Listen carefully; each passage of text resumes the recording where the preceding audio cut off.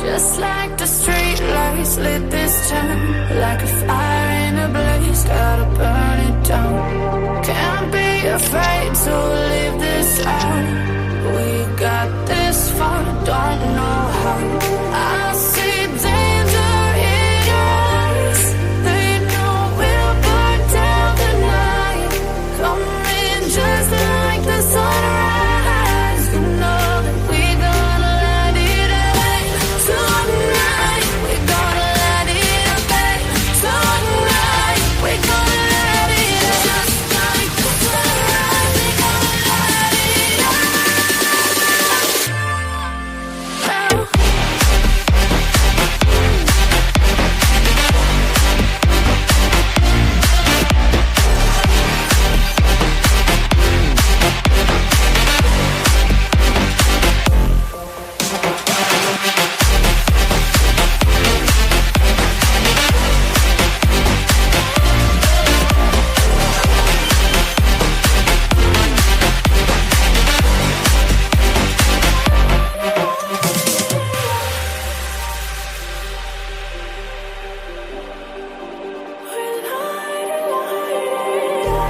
Just like a spark that's breaking out. Can't make a stop, can't turn back now. We know that there's no room for doubt. No, we can't turn back now. I see danger in your eyes. They know we'll burn down the night. Coming just like the sunrise. You know that we gonna let it away. Tonight, we gonna let it away. Tonight, we gonna let it away. Just like the sunrise, we gonna let it away.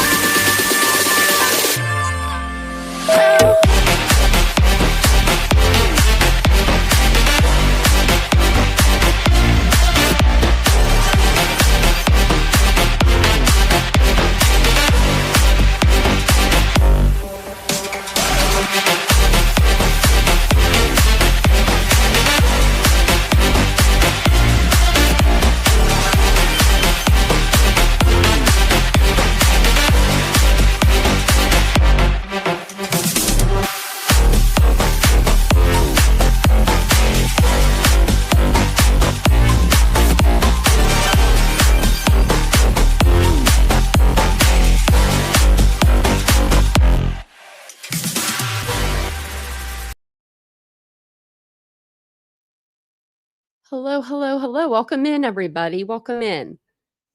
Like, I have something on my finger. It was bothering me. But welcome in. Welcome in. Like I said, welcome to Sunday Night Live. It is Sunday, actually, tonight. Unlike last night when I thought it was Sunday. And we even had a panel guest, and I thought it was Sunday. But welcome in. So, see, you keep forgetting it's Sunday also, Casey. So it's not just me. I asked Vincent last night. I swear it was last night or yesterday. I said, what's today? And I swear he said Sunday. And so I came on like last night. And I was like, it's Sunday. And everyone's like, it's Saturday. And I'm like, are we sure? But I don't think I'm ever sure until I check my watch.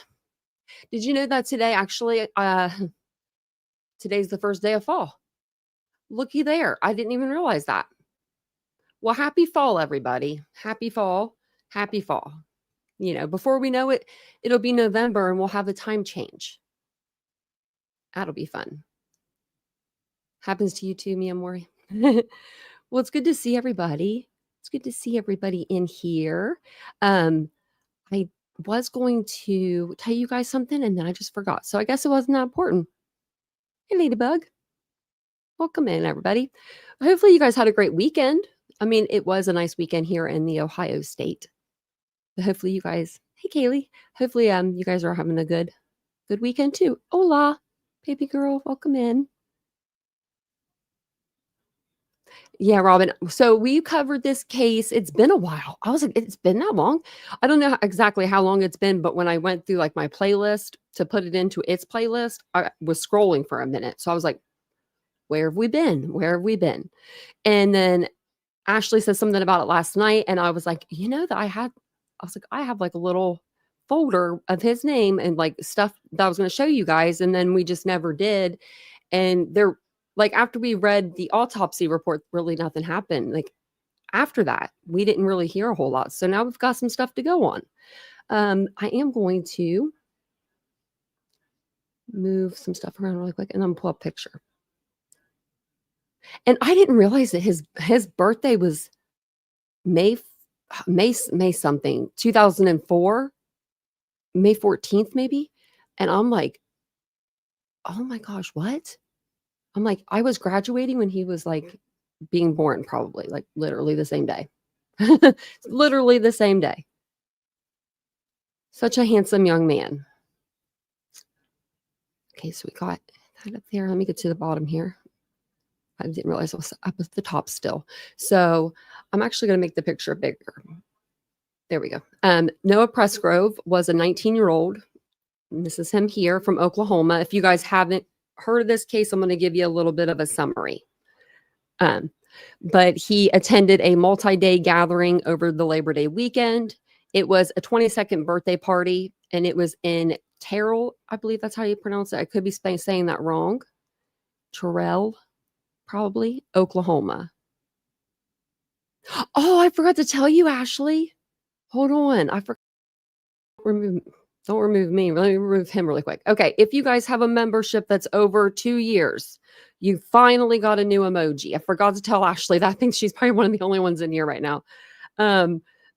And let me know also in the chat or in the comments after the live. Actually, that'd be better. In the comments after the live, what emojis you guys would like. And we'll pick out a couple more because we have enough members where we could pick out like a couple. But we do need some more members. So if you'd like to become a member, look at that segue. I'll put that in the chat. And then I'll post it to the chat. And then we'll go back to Noah. But yeah, I meant to tell you guys that because Vincent, I was so surprised he came in and was like, look, there goes Mark. Margo's like, I got it. Oh, I can see him so much better like that. Look at those. See, I kind of gave, I didn't give him a hard time. I didn't tell him. I was in my head going, I don't know if I like him or not. And he said, but it's rainbow on top of rainbow. That was his exact words. I was like, well, you can't get more rainbow than that, you know? So look at that. Oh, we'll have to make some more too. He just came in and was like, I'm going to make him emoji. And I was like, well, thanks. Appreciate that. So I think we need a 1.5 year, 18. I don't know. We need another one though. But I'll add Noah back up to this stage and I'll keep me on here too. I'm glad you guys like it. Yeah, I was excited that he because I've been bothering him about these emojis for months. And then he's like, what else do you want me to make? And I was like, oh, I don't know. I was, put under the pressure. Hey, Lenora. Hey, Steve. Steve's over 2 years. Look at that. All I had to say was there's nobody in here. And then they come in. Rainbow and rainbow and rainbow. I knew someone would say something. I meant to make it a point to say that to you guys. So I'm so glad that you guys like it. 31 months. You're probably, yeah. Vincent would know because he's at a couple more, like 1 month or 2 months above you. But he was my first member, so he ain't ever. I know Margo's always in the bushes. And hey, Steve. Steve comes in sometimes at the end of the live, Ladybug. I think you just miss him. It would be like right at the end of the live. I'm like, oh, okay. We love Steve. We miss Steve. Okay. So this is Noah. This is my favorite picture of Noah. I think he's a very handsome young man. Oklahoma. I don't know if that's where this picture was taken. I'm assuming so because that's where he's from. Looks very beautiful. I don't know. Ohio is a beautiful state, but some of these other states they're just really gorgeous. So Noah Presgrove was unfortunately a 19-year-old from Oklahoma. He went to I believe it was called Terrell, Oklahoma for a birthday party. It was going to be like a weekend long birthday party. It was on Labor Day weekend of 2023. So at some point in the night or some point at the party, and this would have been September 3rd, 2023, Noah rode on an ATV, sometimes referred to as like a Ranger ATV.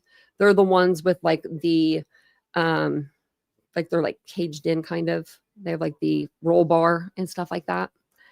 So he was in that with several other young men. The ATV experienced a rollover accident. Noah survived the initial accident, all that stuff. He walked away from it, just a little dirty.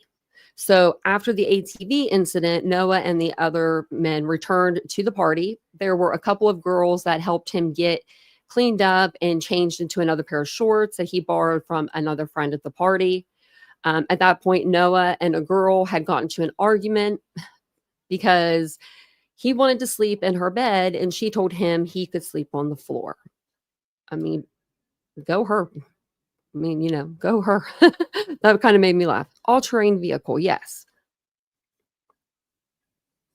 We used to have ATVs when I was a kid, and where I grew up, it was actually very scary, but we still rode them. But there was where my parents lived, we lived in it was called Circle, whatever Circle, Circle. And then there was so after you went after the Circle, it was it just went off like this. I don't know. So there was houses here and houses here. And back in one of these houses, it was a beautiful home. I remember being the house was so pretty. And there was this hill, and it wasn't a drop down. It was, it was pretty steep, but it wasn't that a 90-degree angle or anything. Well, I guess this kid was on a 4-wheeler and he was riding up that, and it tilted backwards and it fell over on him and killed the kid. So I remember as a kid, we were always extra cautious riding. I mean, I was anyway. I didn't want to get hurt. I was one of those kids that never wanted to get hurt, ever. Not ever. So I was very cautious, but I could see a bunch of guys on one of these, in the middle of nowhere. They're out kind of out there and just riding around, drinking, being drunk. Actually, I have ridden one. Actually, okay, I'm going to just rewind myself back, because when I was a couple years older than him, I was old enough to drink. I did have a couple of beverages in one. So there's that. But, that's what kids do. They do what they do. So although he was only 19, he was at this party and he was drinking. They, like I said, they got in this ATV incident or accident. It was just the one, they rolled it. They apparently, they were able to put it back over on its wheels and get it back to the house. And they all went back to the house. Noah changed. Then Noah, this girl get an argument. He walks out of the house and he leaves. So sometime after that argument, in the early morning hours between, they said 3:30 and 3:41 a.m. Just that's what the reports are reporting. Because there was a Snapchat picture taken at 3:41 saying Noah's lost, or we can't find Noah, or something along those lines. But Noah left the party on foot. He had put on one of his shoes and then one of someone else's shoes at the party because he couldn't find, I guess, his other shoe. So then Noah's body was found around 5:53 a.m., shortly before 6 on September 4th, 2023, on a stretch of U.S. Highway 81 in Jefferson County, Oklahoma. A passing truck, a driver, spotted the body. When they found him, he was naked, except for the pair of mismatched shoes. His shorts were folded nearby. So you guys let me know what you think happened. And then I have a couple more pictures I can show you guys. He had the autopsy revealed extensive trauma. We went over the autopsy in a previous live, and we can always go over it in another live. If you guys are interested, we can go over the injuries again, because they're very extensive. I don't even know if a car could make these. I don't know if, it's almost like he was hit by a train. The amount of multiple blunt force injuries to his head, neck, torso, and other extremities, major head injuries. The base of his skull was split into 2 parts. He had swelling of the brain, lacerations in the brain, including the temporal lobe and the cerebellum.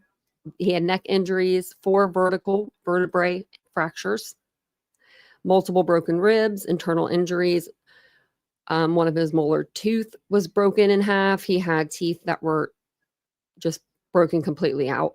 A lacerated tongue. He had bruisings, abrasions. He had a lot. He had a lot. When we went over it on our one of our first lives, we went over Joseph Scott Morgan, and he actually did another podcast that I want to go over with you guys in the next day or two. He did another episode, and he talks about the injuries, and he does not think that like this could happen with a car. He's on the side of like, I don't know if I don't think that's a car. And Joseph Scott Morgan is pretty legit, so I kind of take what he says. But this is where the house was in correlation to where the body was found. I mean, he could have literally just been walking down the road. I don't know why he would be walking down the road and why he would walk so far. So if you were trying to just like cause a scene, you know what I mean? Like get in an argument with the girl, make her feel kind of bad or something, and then just like, say something and then walk out and like hopefully she'll come out and get you. Like, one of those deals. I don't think he would have walked that far. I think he would have stopped before he got all the way up there and he would have went back to the party. Like literally, where are you going to go? There's nothing out there. There's this house, like, literally. And it's off of 81. So at 6:15, that's when they start the investigation.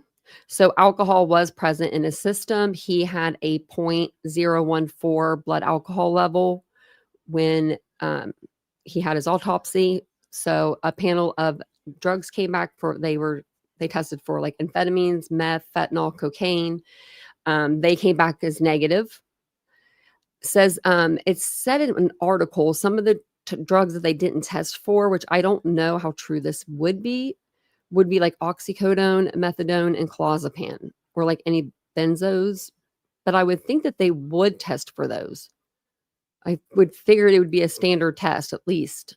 If not, and then if it tested positive for, one or more, then maybe they would do another one higher. Start with like a 12 panel and then go up from there. But that's just what I've been seeing. So, but at the scene among this, the items were a pair of white printed shorts, 3 pieces of a metal chain. It was his favorite gold chain. It was chain that his grandmother had actually bought him. Some of his teeth, clumps of hair, some with tissue attached, and some without. So, and with tissue comes, the red stuff that I'm not allowed to say on YouTube. So then now we are kind of like up to where we are now, but the medical examiner did rule his death, multiple blunt force injuries, but they left the manner of death as undetermined. So it's not homicide, they're saying. I don't know how they could say that without, I guess that's why they're saying undetermined, Because if a car did hit him, let's say, there would probably be debris from the vehicle on the shoulder of the road or in the middle of the road or wherever, it may be. But I would think that they would have found something like that. Paint transfer or a tail light or, a headlight out, broken, emblem of a car, something like that, right? So I don't think that's the case. Now they were saying that it could be like blunt force injuries due to like a bat or fist, multiple people kicking you.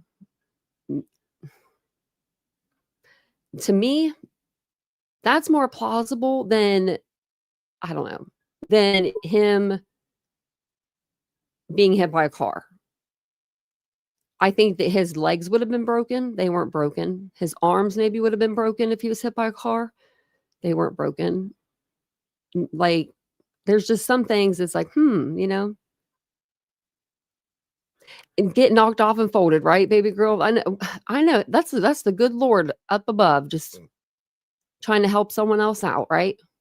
When I read that, and I've seen that everywhere, that the shorts were folded, I'm like, that's like, and I'm not saying that the girls had anything to do with this, or even the guys, or the mother that was supposedly, there or anything, but folding something, that's almost like women like.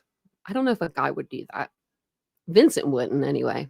He would just, if that, he would just throw the shorts. I don't even know if he'd even bring the shorts. Like, and why didn't they? There's so many, you're gonna have so many questions. We're all gonna be in the same boat together. So authorities are investigating, but as of the latest, reports are not treating this as a homicide, but a wrongful death lawsuit has been filed now, and it's by Noah's estate, and it's naming several individuals, alleging negligence, provision of alcohol to minors, and there might be another charge in there. I have the documents. It's weird. This one too, there was another one. I can't remember exactly which case now because we've been covering so many, but I think it was Long Island. No, it wasn't Long Island. It was one case. They were like, some of them were first, you had to buy them, and then some were free. That's how this case is too. It's so weird. I'm going to try to do a FOIA, and then it's like an active investigation, so they probably won't give me anything. I don't know. Maybe for this part they will, though, for the wrongful death part. That's what I'm looking for, because, they're not going to give us anything probably on Noah. Other than they did, they put out the autopsy, and we did go over that. So if, we could always go over that again. If you guys are interested in that, just let me know in the comments. So we're going to go over this last day of what we know about Noah. I wanted to X out this. Okay. What we know about Noah Presgrove's last day alive. So this was written last year, but I thought it was a pretty good article. Was this just like one of those little, yeah. Okay. Look at the windmills. Okay. In the mystery of what led to the death of 19-year-old Noah Presgrove seems to include more questions than answers, despite the passage of nearly a year since the discovery of his battered, bloodied body beside a highway in rural Oklahoma. Yeah, it is very rural.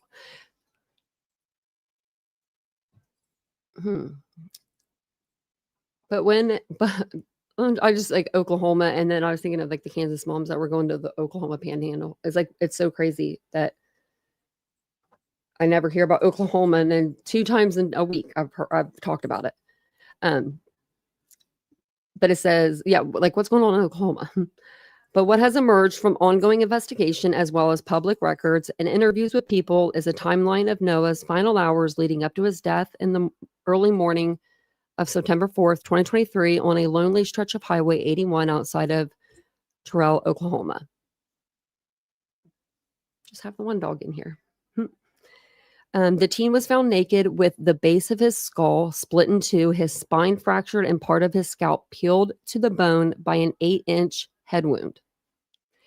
He was about a mile from a packed house party that he had attended with friends the night before. An autopsy later confirmed that he died of severe blunt force trauma, but his manner of death, homicide, accident, or otherwise, is still unknown. While Oklahoma State Police, who are continuing to investigate the death, have told people that they don't believe the Comanche, Oklahoma native was murdered, suspicions and speculation have continued to swirl in his community, muddying some specifics about his final days. I'm sure they want some answers. That's left his loved ones to try to dig for the truth while trying to clear up how he spent his last hours until eventually, hopefully, the moment of his death is revealed. Somebody knows something. Noah's older brother, Dalian Presgrove, 24, tells people in this week's cover story. Yeah, they have them on the cover of the magazine. They had, I think recently, but I think they had them on there recently. This is from last year, but I think they did have them on recently. That's sad. The family has launched its own investigation and is working with a private investigator to solve the heartbreaking case. We won't stop until Noah has justice, Dalian says. And that's where they found him. The crosses are pretty. Okay, so maybe this was the same one. That's the same one I was thinking of, so. While some details remain in dispute, so far what the family knows for certain is that Noah, a gifted high school athlete, attended a rollicking day Labor Day weekend party at the home of Avery Howard in Terrell, celebrating her 22nd birthday. What has started as a loose gathering of longtime friends who'd grown up together turned into a much rowdier affair by the night before Noah was found dead. Parts of the weekend were spent drinking, and hog hunting on his best friend Jack Newton's ATV. By September 3rd, the number of people at the party had swelled thanks to a social media blast. You tell one person, they tell their friends, they tell their, oh my gosh, I hate parties like that. Jack tells people there were at most around 3 dozen attendees, and many of the partygoers, including a group of teens and young adults from Texas, were strangers to Noah and his pals. From Texas, like Texas County, or I mean, it looks like Texas is a state, but I know there is a Texas County. Let me see.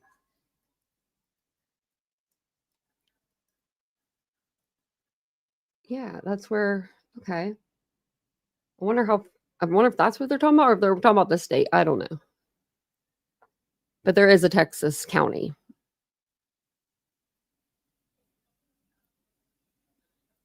I was trying to see where we were. Okay. It says they were strangers to Noah and his pals. Noah's sister, Madison Rowling, 23, who lives in Texas, didn't attend the bash, but remembers following the going on via social media and was struck that Noah was with some older partiers. See, and that's what I said too when we first started covering this. I was like, why is a 19-year-old hanging out with 22-year-olds or whatever it is? But I don't know. I guess the age isn't that big of a number. But the girl was 22. Who knows how old the other, you know what I mean? There could have been people there older than her. But it says, I was like, what the heck is he doing? Rawlings says. Newton says he went to sleep at 2 a.m., but later learned Noah had grabbed the keys to his ATV and gone for a ride with the group before the vehicle somehow tipped over. No one was visibly injured. Noah then returned to Avery's house, cleaned himself up, and changed into a pair of his best friend's white wrestling shorts, according to Jack, who admits that there are conflicting recollections of the night. For example, even a simple detail about how Noah got into the shower after the ATV incident isn't totally clear. Everybody I asked, Jack says, will tell you a different story. Well, I heard 2 girls helped him, but Jack says he was later told that after showering, Noah became disgruntled about a disagreement with 2 female friends who felt he had gotten too close to them. I'm going to go cool off, Noah apparently told another one of his friends, according to a version of events later relayed to Jack. I don't ever remember seeing that, though. Like, he's going to go cool off, but maybe. One fact that seems to be undisputed is that Noah walked out the door around 3:30 a.m. after slipping into 2 mismatched shoes. He was never seen alive again. Their house is damn near half a mile from the road, says Jack. Nobody expected him to walk to the highway. By 3:41 a.m., a partygoer posted to Snapchat, "Well, Noah is missing." 2 hours later, at 5:43 a.m., 2 motorists on Highway 81 called 911 to report seeing a body along the road.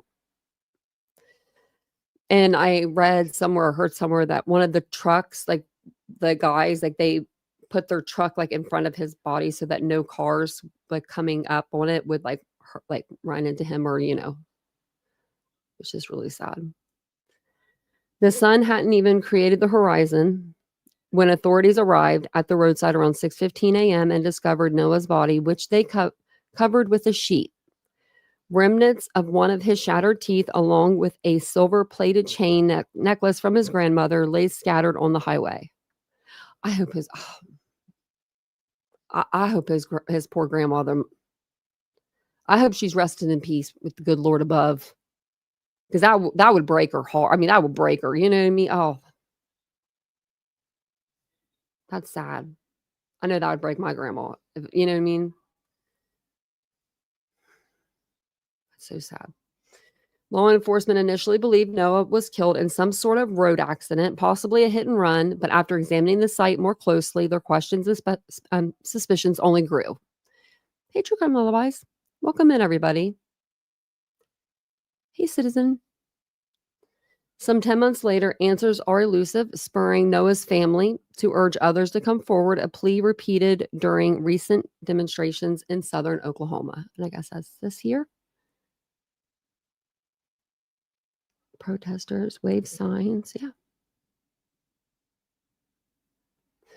We had other people hit before, and we can recreate it and make it make sense. Since Jefferson County Sheriff Jeremy Wilson, who was one of the first responders on September 4th, this whole situation didn't sit well with me. Yeah, I mean, what do they think happened to him? He did that to himself?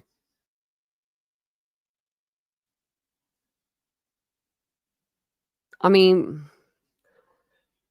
what else would there be? A car didn't do this. A vehicle didn't. I think we can all say that. I'm pretty sure if you get hit by a vehicle, it's going to hurt. It's going to get you in the kneecaps or below, right? It's going to hit you, and it's probably going to shatter your legs. If an engine can shatter mine, a speeding vehicle can shatter someone's, his legs weren't broke. He was in the fetal position when they found him. I don't know if, if that would have anything to do with anything, but it's just, okay. So we do have, since they're putting in this wrongful death petition, there are a list of these questions. And if I'm not mistaken, they are doing it this way. That way, whenever they go to respond, they are under oath and they have to tell exactly what happened that night to Noah or in general. So I think that's why they're going at it like this, which if that's what they're doing, that's very smart. Now, they're going after our body, and I'm glad because, something happened to their son out there at that party. Granted, he's 19, he's a grown man, but there were people out there that knew that he was, underage, that was letting him drink on their property. There were people out there that just, in my opinion, I don't know how far this goes, but if you're a friend, you don't let your friend just like leave a party and just walk away. You're going to go cool off because you got dissed by a girl or two. Let me walk with you, bro, because you're drunk. I mean, everything he was doing throughout the party, you could see he was extremely intoxicated. There's, a few videos that are out there that show just exactly how intoxicated he was. I mean, he was the only one without a shirt on, I think, at the whole party. Like he was hanging out. He was living life. He was living life that night. He really was. But, so this is the wrongful death suit that they're starting. And this just came out in the end of June. So it's the estate of Noah Nichols, plaintiff, first, Avery, Joe Howard, Carter Combs, Jack Newton, Caleb Newton, Johnny Trout, Will Coxon Jr., Stevie Howard, Logan Jernigan, and then John/Jane Doe A through Z unidentified individuals. They want to know everybody that was there. And Val Petrol. So a little gas station. So this is the petition. And then we'll be waiting on their, answers when we get them. Hey, Aries. Aries, I think your name gets longer each time you change it. By at least one letter. So this says here, comes now the estate of Noah Nichols for its causes of action against the above named defendants alleging the following. So this is what they're alleging. Before his untimely death in September of 2023, Noah Nichols, hereinafter referred to as decedent or Nichols, was a resident of Stevens County. Upon information and belief, defendant Avery Joe Howard was a resident of Jefferson County at the time of the decedent's passing, but may have moved since. Defendant Carter Combs is a resident of Jefferson County. Defendant Logan Jerrigan is a resident of Jefferson County. Jack Newton, defendant, resident of Stevens County. Caleb Newton, resident of Stevens County. And then Johnny Trout Wilcoxon is a resident of Jefferson County. Defendant Stevie Howard is a resident of Texas. And then the John and Jane Doe's A through Z is an alias for yet unidentified defendants in the above styled case that were involved in the wrongful death of the decedent. So they're just keeping that open. It's smart. And then defendant Val Petrol, or was it Napoles, is a domestic limited liability company with its registered agents in Stevens County that operates Napoles convenience store. Okay. Jurisdiction and venue are proper. On September 4th, 2024, the decedent was found lifeless and naked on the side of U.S. Highway 81 in Terrell, Oklahoma. Okay, so let's see what they say here. Found next to the decedent's body were the decedent's teeth, a necklace, and a neatly folded pair of basketball shorts. Okay, case closed, arrest them all. Seriously, like, if these shorts are folded next to him, how does that even work? How does that even happen? I can't even make that, in my brain work.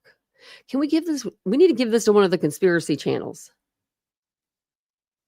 Because they could turn something into anything. You know what I mean? They'll figure it out. They'll be like, this is because of this. But and to me, that doesn't seem like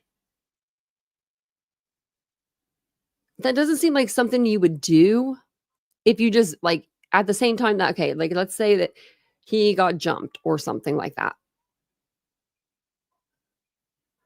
It doesn't seem like something somebody would even do. To me, wouldn't you just throw them? I don't know. I would think that a girl would do that. You think so too, Ashley? Yeah. What if it was the guys or the people that came from Texas? If it's Texas or Texas County, I'm not sure which one they're speaking of. But if it was them and Noah didn't know these people, right? I could see one of the guys going and finding Noah, and then him having his girlfriend with him and being like, oh my gosh, we got to get Noah's stuff, or something. And then the girl folding the pants and putting them there. Or, you know what I mean? That to me is just sounds, or one of these boys got some OCDs. They got a little touch of the OCD and they folded them. But yeah, I don't see another. Yeah, that's true. Baby girls, I don't see another man folding another man's shorts either. But that's just crazy. Okay. Decedent's death was not caused by being hit by a motor vehicle. Prior to his passing, decedent attended a party hosted by defendants Avery Joe Howard, Carter Combs, and Logan Jernigan on a property owned by Wilcoxon. That's a lot of people. The party was a civil conspiracy by defendants to furnish alcoholic beverages to underage and intoxicated individuals such as decedent over the course of several days.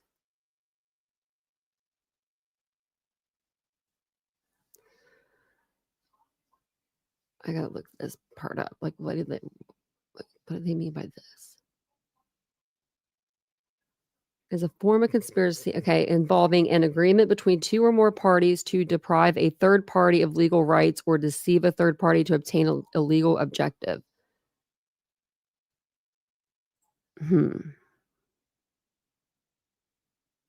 Okay.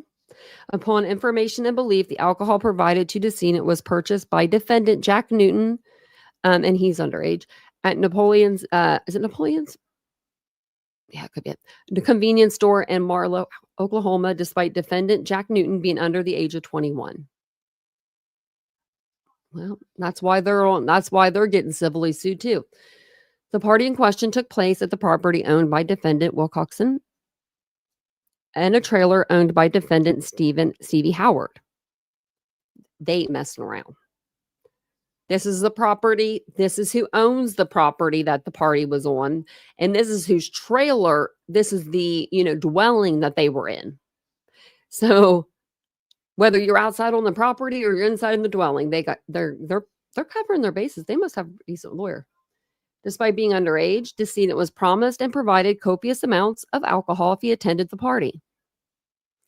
Defendants provided the decedent with alcohol over the course of multiple days, even after he was already intoxicated. During the party, defendant Caleb Newton permitted decedent to drive or ride on his all-terrain vehicle while intoxicated. Now, I will say I've read since the beginning that he hid his keys, and Noah found them. So I will say that, but I'm just gonna keep my mouth shut. Let's read through them all before we make a judgment, I guess. Decedent was involved in all-terrain vehicle accident and sustained injuries. Like, these are all pretty true, but towards the end of the party, defendants Jack Newton and Avery Howard were seen verbally fighting with decedent. At around 3:41 a.m. on September 4th, 2023, at least some partygoers began to notice that decedent was no longer physically present at the party. And that's when the Snapchat went out. So at around 5:43 a.m. on September 4th, okay, so I'm going to say something really quick back there. Okay. When that girl did that Snapchat, I think she really just did that just to be funny. Like she just was like, where did he go? Where did Noah go? Like I don't think that she thought at that time that girl anyway thought that either A, he was being hit by a car, B, he was like on the highway, close to the highway. Or, I don't think she really, I don't know. That's just my personal opinion, but I don't know. And then it says here, at around, and then at around 3:41, at least some partygoers began to notice that decedent's no longer there. Like, even if I didn't see him, I wouldn't go necessarily looking for him. I definitely wouldn't have. Like, if that was me, I am just going to tell you how it is. If I was 19 and I was at a party in the middle of nowhere, like we used to have parties in the country like that. Of course, we had a lot of trees and stuff around us. That might have been a little spookier, but I would have never have walked away from a party to go look for somebody. Like, I don't know. I wouldn't put myself in the position to get like hurt, or especially if I'm at a party, because I would have been drinking. You know what I'm saying? Like, no one would have wanted me to leave the party to go look for somebody, because then there'd be two people that were out there, no one could find, because my sense of direction is terrible anyways. But I would send the guys to go do it. I just, as a girl, I would be like, I'm not going in that woods, because we have woods where I'm from. But that's just me.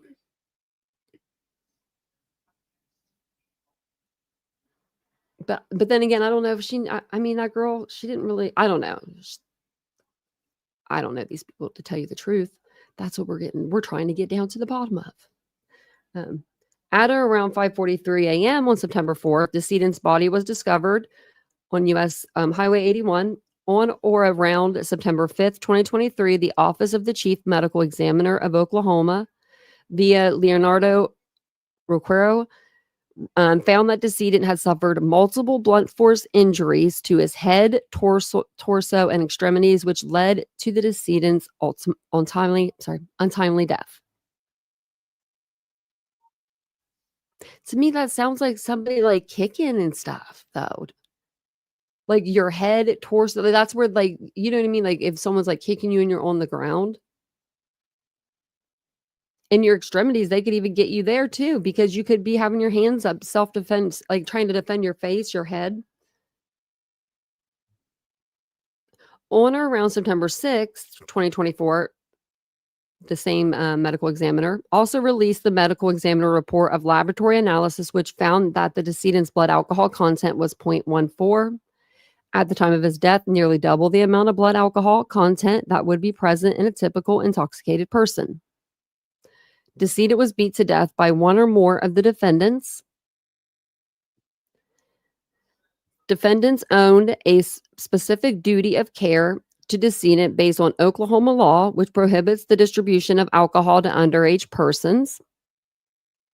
Defendants owed a specific duty of care to decedent based on Oklahoma law, which prohibits all persons from providing alcohol to a person who is already intoxicated. Defendants own a specific duty of care to decedent based on Oklahoma law, which prohibits the driving of any vehicle upon public roads of Oklahoma while intoxicated. Defendants breached their duties of care to decedent by providing him with alcohol, by continuing to give him alcohol even after he was observably intoxicated, by driving decedent around on an all-terrain vehicle while intoxicated, and by selling alcohol to a minor who purchased alcohol for decedent to consume. All defendants engaged in a civil conspiracy to host a party for underage drinking and failed to prevent harm to a member of targeted class by failing to prevent decedent's death. Two or more defendants engaged in a civil conspiracy to beat decedent. These civil conspiracies are based on illegal conduct which fatally harmed decedent. Either intentionally or accidentally, the defendants killed decedent. They're making sure they cover all their bases.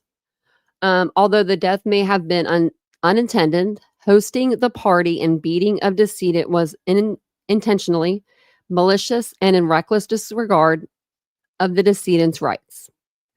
Some defendants also owed decedent duties based on their legal status as individuals that exercise control over the events outlined within the petition, such as the adults that decided to attend the party and encourage underage drinking expressly and or implicitly. Defendant Wilcoxon owed decedent a non-delegable duty as the land property owner to ensure all invitees were free of foreseeable risks.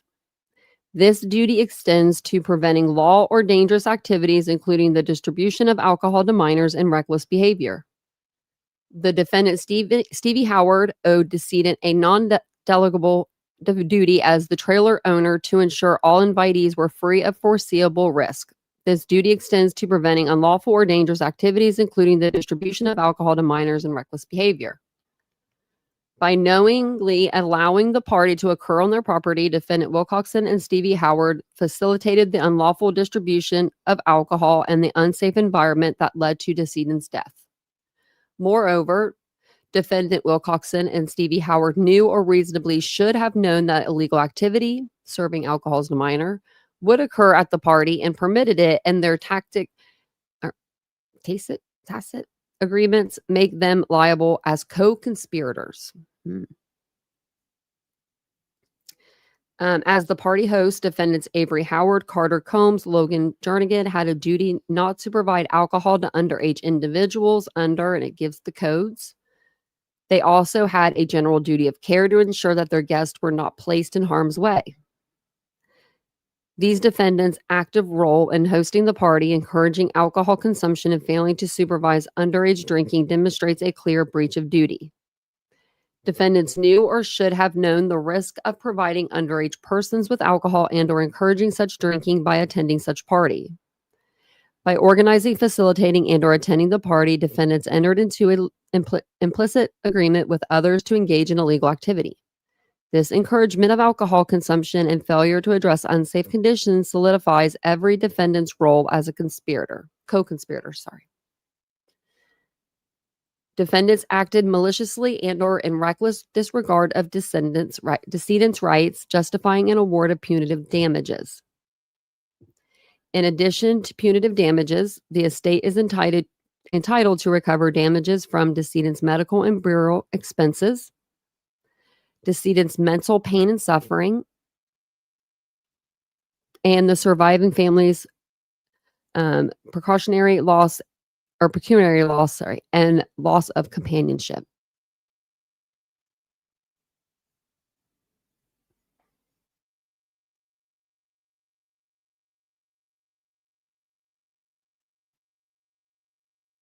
Okay.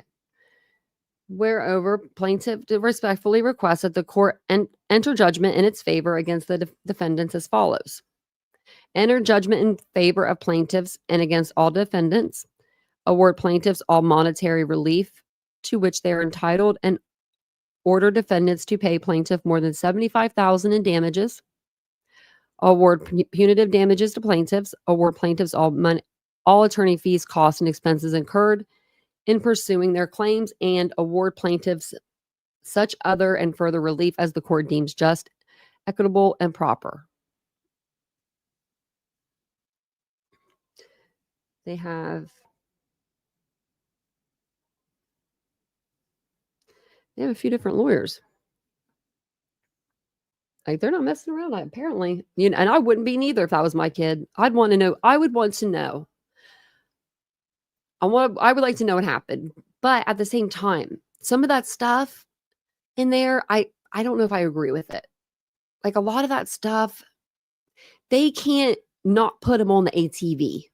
Do you know what I mean? If he wants to go on the damn ATV, he's going to get on it. He's going to get on there, right? Like, whether you're driving off without him and he's running towards it and he gets hurt that way, or if you just put him in there. I don't know. It just, a lot of it sounds like kids being kids, but then at the end, when you get to the end of the road, and I mean that metaphorically, you see the shorts are folded and he's in the fetal position and he has all these injuries. There's no cars that are, nothing that's broke off any vehicles. It's just, it's like, what? So then we got a new article that came out just this past month. I didn't see it until now. Well, actually, I didn't see this one, actually. I saw the one about his parents suing, but I didn't see this one. And when I saw this title, I was like, what? So it is Daily Mail, so they may be being a little biased, but it says Noah Presgrove's best friend claims teen mystery death by the side of the highway was his own fault. Nothing like blaming the victim, I guess, So his best friend did do a News Nation video like a year ago, and he said he thought it was an accident. I just don't like what kind of accident, right? If it was a semi that hit him, I still think there would be parts of a semi on the side of the road, or there would be like grate print on him, or do you know what I mean? Like, there would be imprints on his body from where he hit that front of like the grate or whatever, like of the semi. If it came up behind him and hit him from behind, I still think that he would have more injuries than what he had. I think he would have like more like road rash, maybe.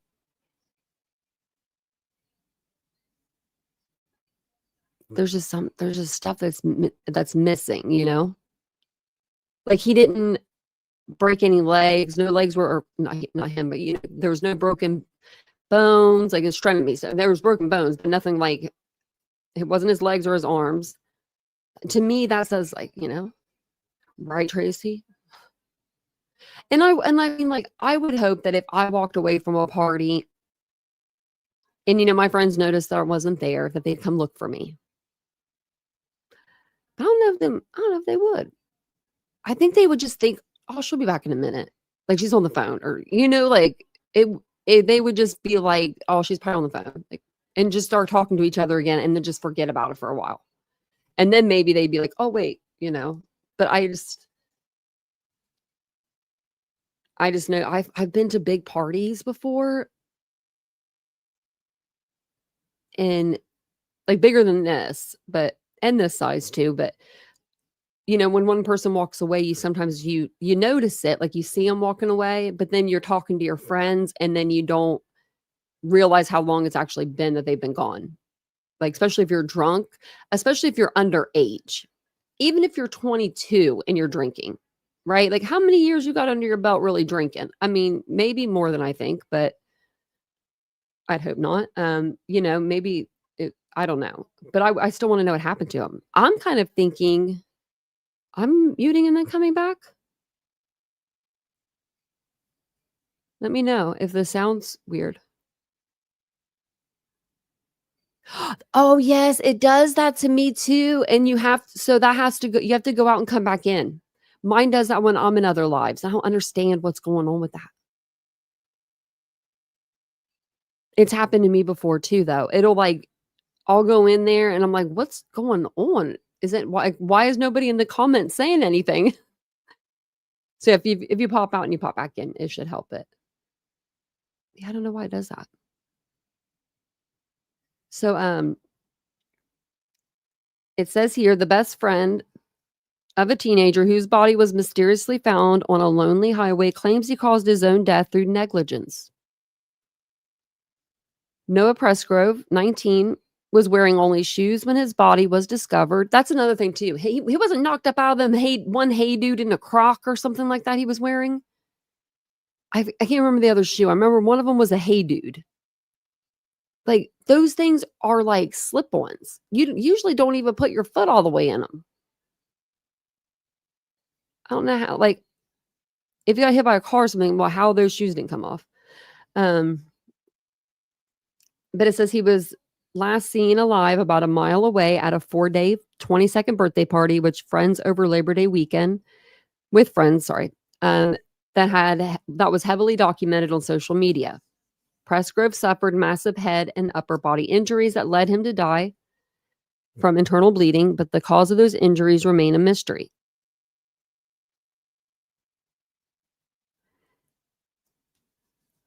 His close pals still raging well into that Sunday night.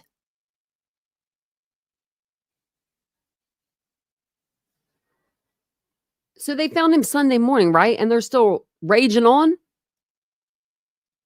Claimed they had no idea how he died, if they were even awake when he died. Okay, maybe not. Maybe this is the same night. I'm about to look it up.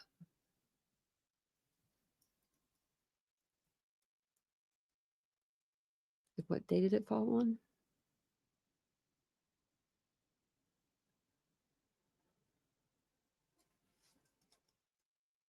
Oops, I put that wrong. Because it could have been the Sunday, because they were having Labor Day weekend that weekend, right?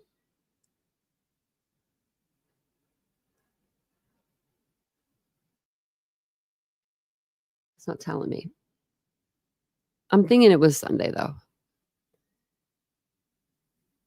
Because they started partying on Friday. Okay. So it says, now his best friend Jack Newton claims Presgrove's negligence caused or contributed to his accident in his response to a lawsuit. Oh, I guess there was a responses in there. I'll have to read this next time. Presgrove's family lost patience after almost 2 years of near silence from police and sued 4 of his friends and 3 parents for wrongful death in June. The $75,000 lawsuit claimed the teen was beat to death by one or more of the defendants and dumped on the road, but didn't specify who allegedly did it.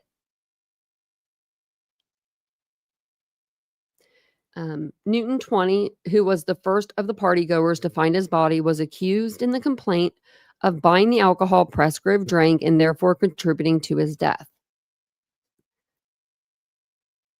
His father, Caleb Newton, was also named in the lawsuit, accused of allowing Presgrove to drive a ride on ATV, which flipped and allegedly injured him.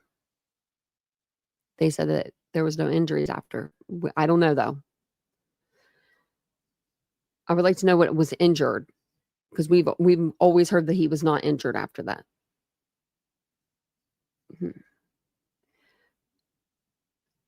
Most of the filing is a standard response to a civil complaint denying the claims in each paragraph in turn without revealing any new information. But at the end of the document includes 10 affirmative defenses, including blaming Presgrove's death on his own actions. Oh, I might have to find that document.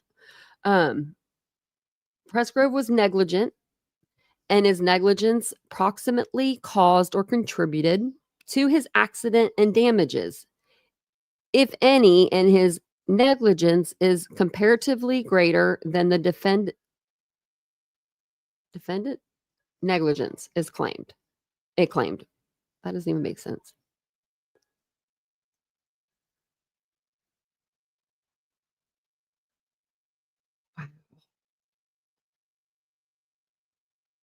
So your drunk kid was responsible for himself. I wasn't, even though I was his best friend. I that's what I'm getting out of that, like, kind of. Therefore, plaintiff is not entitled to recover their alleged damages. And that's 2 of the party goers, and they're about to have a baby. There's these 2. This is Jack's father, and he was accused on allowing them to be on the ATV. The Newtons also claim Presgrove died in an unavoidable accident.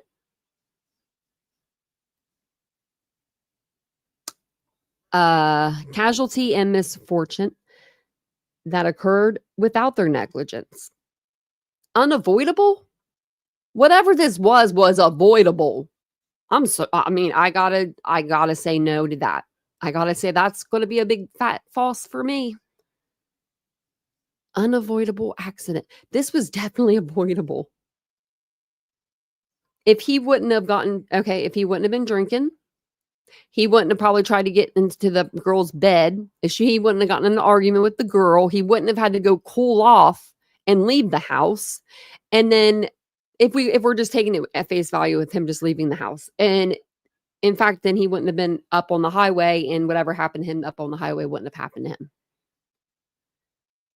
Did his lawyer maybe, like, when he put that down, did his lawyer say, hey, I'm going to explain what this means to you? Jack has always insisted he has no idea how Presgrove died, and Caleb Newton has long maintained he was never at the party. Okay. The response insisted neither Jack nor Caleb owed a duty of care to Presgrove and exercised ordinary care to prevent injury to themselves and others, and had a right to assume Presgrove would obey the law. But your kid bought the booze. I'm confused. Presgrove chose to consume excessive quantities of alcohol despite knowing the risk, including injury or death, and therefore knowingly and voluntarily assumed the risk, the response argued. Presgrove's autopsy report found he had a blood alcohol level of 0.014. Newton recently announced he is expecting a child with his girlfriend, Carter Combs, 21, who was also at the party the night Presgrove died and part of his inner circle.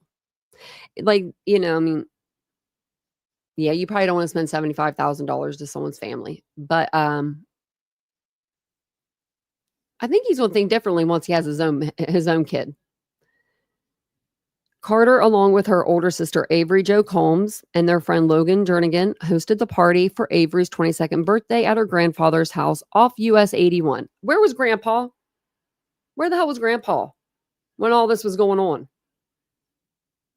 I mean, if they're at Grandpa's house, Grandpa is there. Where's Grandpa going to be? Like, I mean, so yeah, that's weird.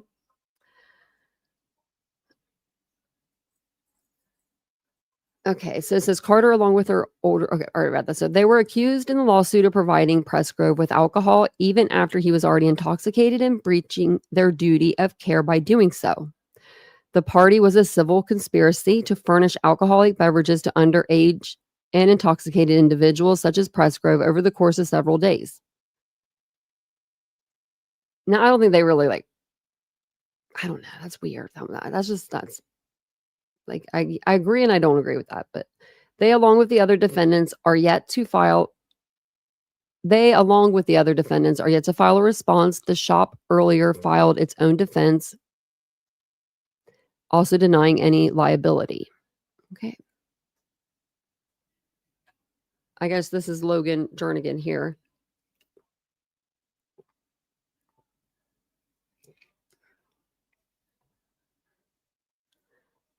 Okay. The Oklahoma Highway Patrol is not investigating his death as a murder. Like, what are we doing, Oklahoma Highway Patrol? But his family has long believed he was beaten to death and his body dumped on the road.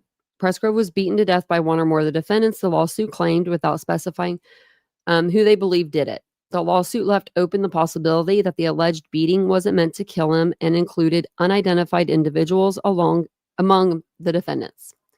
Either intentionally or accidentally, the defendants killed Presgrove, the lawsuit claimed, although the death may have been unintended. Hosting the party and beating of Presgrove was unintentionally malicious and in reckless disregard of his rights. OHP did not explicitly rule out manslaughter in its statement last year. The 6-page complaint offered no evidence Presgrove was beaten to death, let alone by anyone at the party, and none has emerged since his body was found other than the nature of his injuries. And then it says, but legal experts told the Daily Mail this didn't matter as much as it appeared, as even if the lawsuit never saw the inside of a courtroom, it could still blow open the case. That is because, well before a trial, the legal process of discovery and compelling witnesses to give depositions could reveal key evidence. Presgrove's family lawyers, Austin Vance and Ryan Sailors from All Rise, said this was a big part of why the lawsuit was brought up in the first place. As we get more evidence through discovery and depositions, in addition to what we already have, the story of what really happened to Noah will become more clear and people can actually be held accountable. Vance believes some of Presgrove's friends were keeping what happened to him to themselves and aimed to force them to talk. How can so many people attend a party and no one have come out and said what happened to him in almost 2 years, he said. It seems unbelievable that someone didn't see or know something that would explain his death, and we hope this lawsuit will lead to them revealing key information. The complaint named 4 of Presgrove's close friends who were at the party, one of their fathers, and the owners of the party house.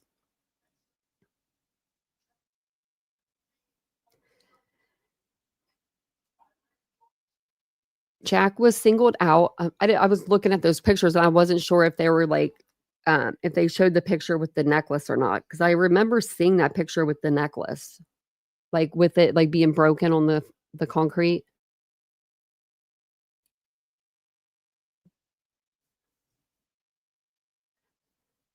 Yeah, I think if it's them and it's that group, they're all keeping their mouth shut because, obviously they're all still friends. They're all still, in each other's lives. And it would be easy to keep your mouth shut, I feel like, if it was in that kind of instance, right? Because they're not like not friends anymore. They're all still kind of looks like friendly.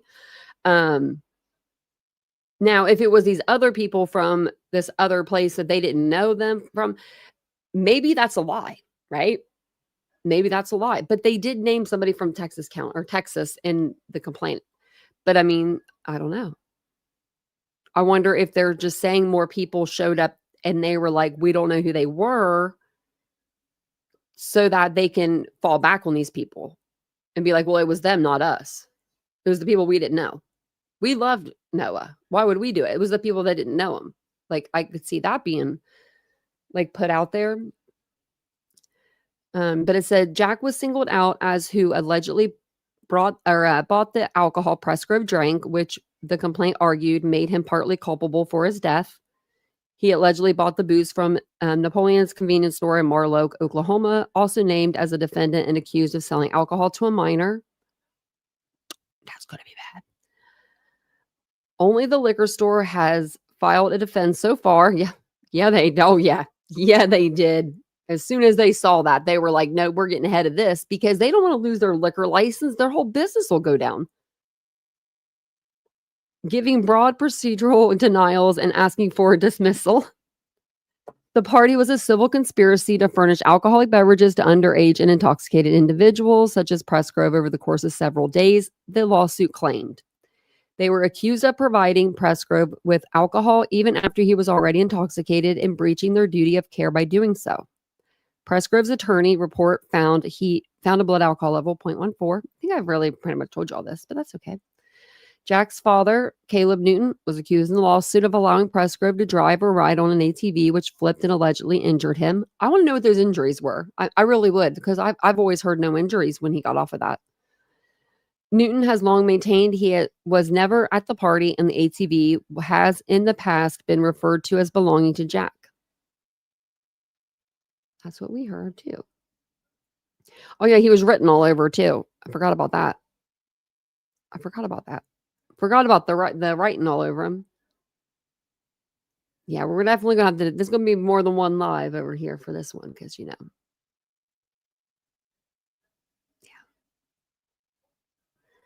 Avery and Carter's mother, Stevie Howard, was named in the lawsuit because she owned a trailer next to the house that was used in the party, as was her father, Johnny Trout Wilcoxon, who owned the property but was not present.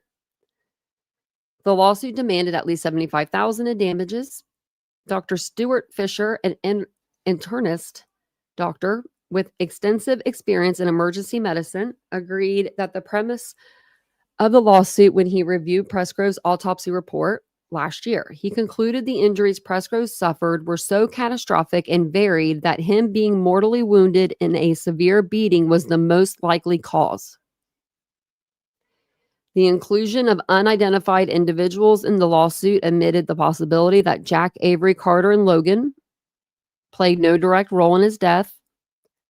The 7-page complaint includes some of the known facts of the case, including the ATV accident and an argument just before Presgrove vanished. And we're going to get so much more information. I feel like now that they're getting stuff, like Jack's family is, through their lawyers are getting them things.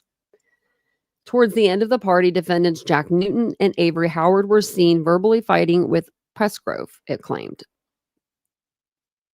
Okay. A rough series of events emerged over the years since his death as the case was investigated, texts were leaked, and the details intensely discussed online.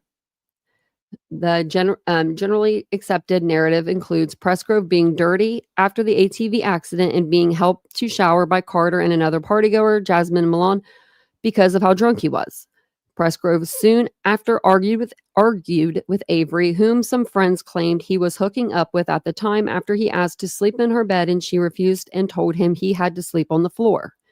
She told him he couldn't sleep in her bed because he messed with her friend the night before, Jack told a friend last year. The argument upset Presgrove, and he wandered off into the night to cool off, never to be seen alive again. Jack, in Facebook messages, explained to a friend in his own argument with Presgrove. We argued about girls for a second, then ended up holding each other, crying, telling each other how much we meant to one another. Sounds about right. Sounds like two kids. There's the text, or the Snapchat was by this girl. She looks rough. She looked like she'd been partying hard.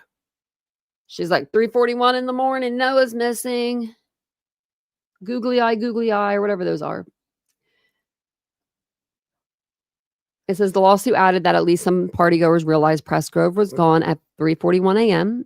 The 3:41 a.m. timing is a reference to a selfie Jasmine posted to Snapchat with the caption, "Well, Noah's missing." Presgrove was found at 5:43 a.m., according to both police and the lawsuit, naked and with some of his teeth scattered around his body. He was spotted by an Oklahoma Petroleum Allies hauler driver and Golfmark Energy field supervisor Tyler Hardy, both of whom called 911 minutes later.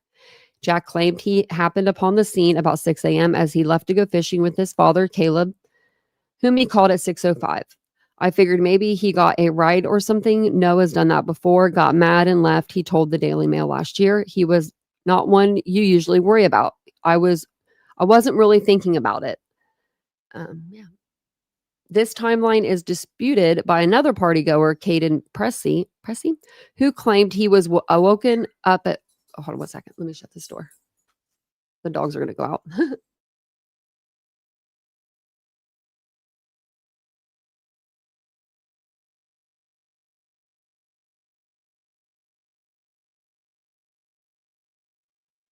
I was trying to get done before he got home. Yeah, so the white chain was, that was it was a necklace. It was like a chain necklace. Imagine my grandmother had one. Everybody that has like stacked necklaces has one. I want one. I mean, because like I want some stacked necklaces that are like real and I don't have to like, always wear like other ones. But like it's like the ones with like the three little dots, and then it has like another like, I don't know how to explain it. But his chain necklace had broken apart. It was the one that his grandmother had gotten from him. So like even that, like that could be somebody pulling that, right? I mean, it's just this case is really, yeah, it's really intense.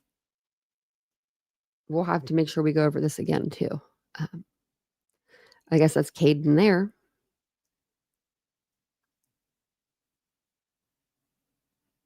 Oh, this is the field supervisor, Tyler Hardy, and his wife, Mallory.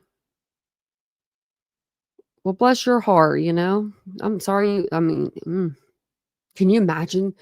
You're just going to work and you come up on that, like that poor guy and poor Noah. Jack Newton burst through the door saying Noah is dead, like frantic, tearing up. He told detectives in a leaked recording of a June 21st interview. Pressy also claimed he followed Jack to the body. Presgrove had black shorts on, in contrast to being naked with a pair of white shorts on the road nearby. Why was he back in the black shorts? That's what he was wearing before the ATV accident. Since the Daily Mail's initial coverage of Presgrove's death last April incited global media attention, thousands of true crime enthusiasts have flocked to 3 Facebook groups and Reddit to endlessly discuss the case. Many of them are convinced Presgrove was murdered and his body dumped on the road, especially given the lack of blood at the scene. They have hailed the lawsuit's filing as a huge step towards justice for Presgrove, despite its lack of evidence of foul play so far. And I agree with them too. Like, right? I think that it's going to give their family at least answers, right? Like they will have to come out and tell the truth. They're going to have to tell the truth. If they don't tell the truth, I mean, they'll be in contempt of court. So, yeah, we read the autopsy on our last live that we did on this case.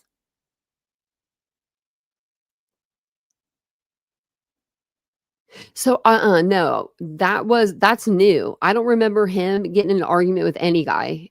He got an argument with a girl about wanting to go and sleep in the bed with her. And I remember that. And she said he had to sleep on the floor, which, I mean, he should have just slept on the floor. And then she would have been like, Noah, it would have been okay. I do have some stuff we'll go over that on our next live. Okay, yeah, because I want to try to keep this one around an hour 30. So.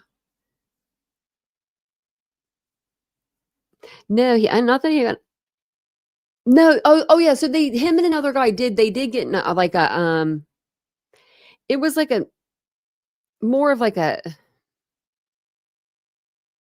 I feel like more like horsing around than like an actual fight. I think that was like a Daily Mail article that we read that in, actually. I was going to see if I could find the photos in this gallery and see if it would be in there.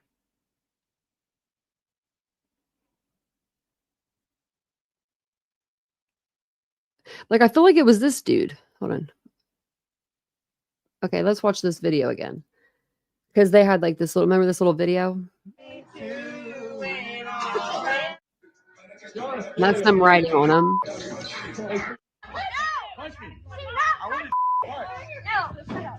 Come on. Come on, Shady. Oh! Damn. Right. Dude, I'll just beat the I think this is what it was. Just. I would just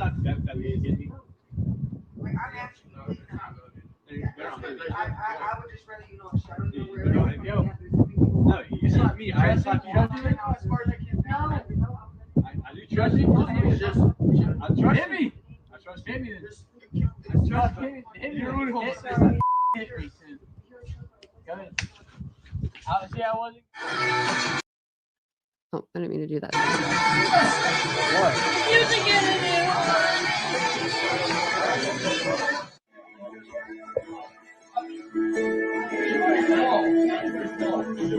don't want the music to get me, but because I don't want the music to get me, but yeah, you got the gist of it. Yeah, I think it was the girl. It could have been. I just don't ever remember hearing that. So I mean, it definitely could have been though, because I remember when we read it, we read a lot. I think that was a long live. I should go back and even see how long that live was. Like one of our first lives over this case. But we will go over some more stuff in this case because that interview got leaked. I don't think we ever listened to the leaked interview. Trying to see what else.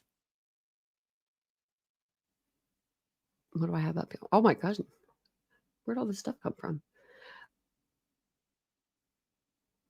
Okay, we'll go over the documents. We'll go over the body bags with Joseph Scott Morgan because he just came out with it.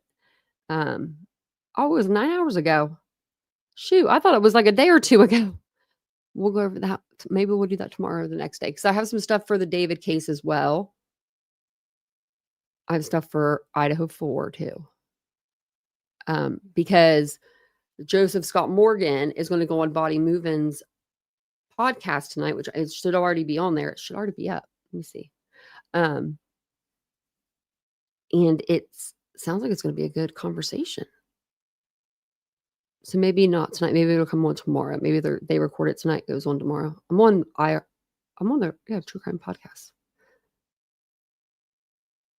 So yeah, we'll go over that because I want to know what he says about the. I want to know what Joseph Scott Morgan has to say about the David case and the body in the car, and how long it would be there. You know, I think you did. I think you did, baby girl. I think now I'm just like. Because that's what happened. That's what they're saying. You know, that he did get in a fight with a guy and a girl, and then he left. So, yeah, because that's what they're saying now in these articles that we're reading tonight. But before tonight, I didn't remember reading that. But we could have. You know what I mean? We've covered so many dang cases on this channel. There's a possibility I could have forgotten something. I'm sure there is a possibility of that. But so that's like the newest, kind of updates. And that's like, giving you the basics of the case. But we'll go over some more stuff that has to do with this case in the next few days. We can even go over the autopsy. I know that Joseph Scott Morgan had went on and did another episode, like talking about the autopsy report. We can even listen to that. But I know he just did another one. So. And I didn't know that guy that sounds like a robot, he's actually an attorney.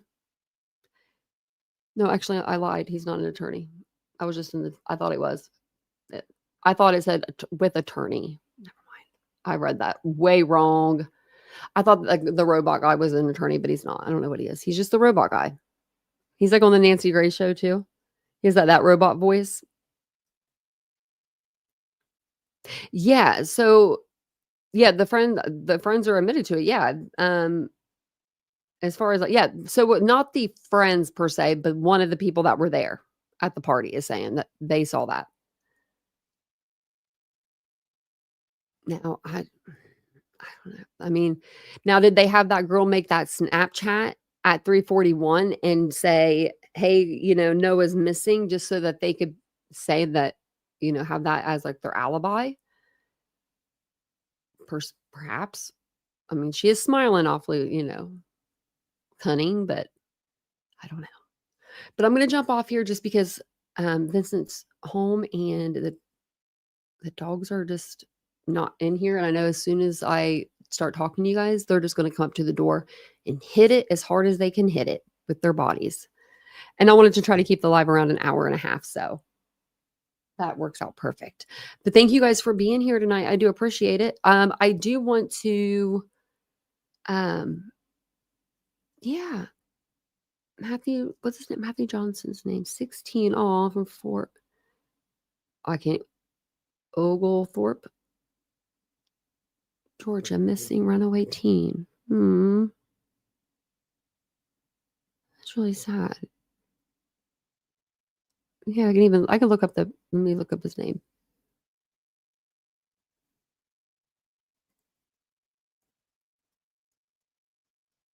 It'll come up for me.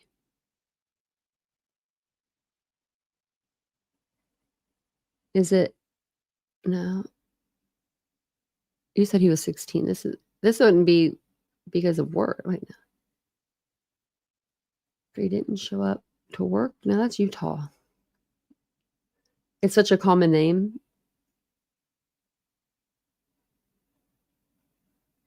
You have to try to look it up. If not, send me something on it. Yeah.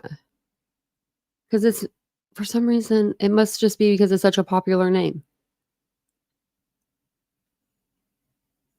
Hey, Cat Ride. Yeah. I'm sure you probably watch that too on this channel, baby girl. Oh. Matthew Brian Johnson.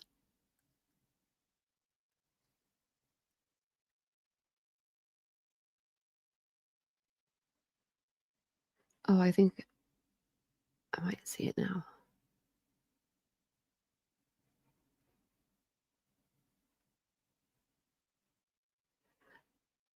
Okay, yeah. I think I found him. Okay, yeah, I'll post it to the page right now.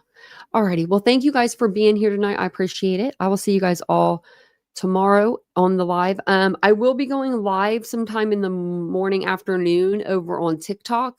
I'm gonna start doing lives at least through the week. I don't know what's going on. At least through the week over there, because it's just kind of fun just to sit there and just chit chat and like just whatever. I do want to get people over to my unfiltered page. That way I can keep that more true crime, the titanium built. But I do like just like hanging out with you guys in the day time and just hanging out and just talking. They don't take Runaway seriously. Oh man. I mean, he's 16 years old. Run away all you want. That's not an option for you. You're not an adult. You know what I mean? Like, you think that they'd want to get them back and like, I'd want to wring their neck if that was my kid. I hope that they find him so that she can. No, I really do. I hope he's found, because that's real sad. How long has he been gone? Oh, he's been gone for a minute. Because this post I see is from like a while ago. Yeah, on here it doesn't say it. Oh wait, on September 10th. Oh my goodness. Family don't give up. Yeah. That's so, I didn't realize it had been that long. That's so sad. I hope he's somewhere, someone's house. Month in July also. Yeah, we're praying. That's a long time to be gone. I hope he's with somebody, and I hope that he knows that his family really is looking for him, and he goes home like right now. If you're listening to this, I really do. I hope he goes home, because that's sad. But thank you guys so much for being here tonight. I do appreciate it. I will be back on tomorrow. Like I said, I'll be on TikTok during the day, over here in the evening. So I'll see you guys all then. Have a wonderful, wonderful Monday tomorrow. Bye, guys. And a happy first day of fall right now. Bye, guys.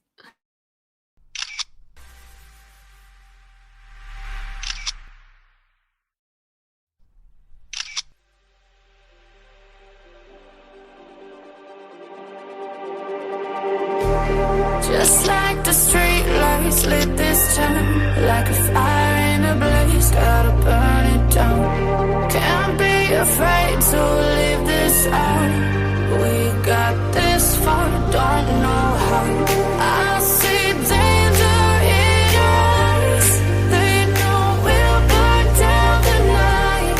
Coming just like the sunrise. You know that we gonna light it up tonight. We gonna light it up tonight. We gonna light it up.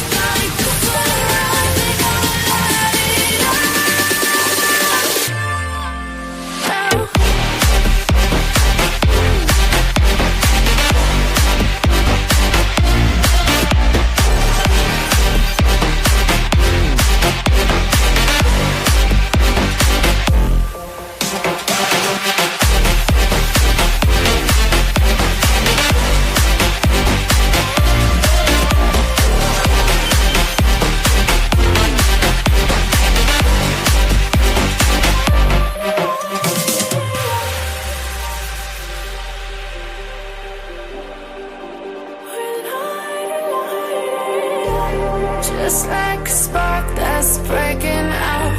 Can't make a stop, can't turn back now. We know that there's no room for doubt.